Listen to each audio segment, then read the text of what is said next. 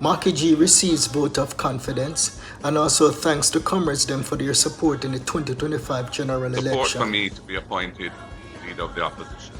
I wish to thank all who supported our election campaign, all of our 63 candidates and their campaign teams, our party workers, our supporters who came out and voted for our candidates, our bloggers, our donors and contributors, our election day workers, our police, military.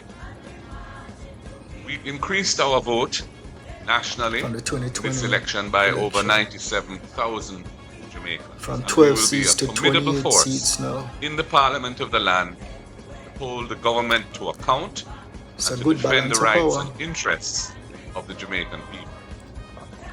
I'm happy to announce that all our MPs elect, except for one who is traveling abroad, have signed a letter to the Governor General confirming their support for me to be appointed leader of the opposition.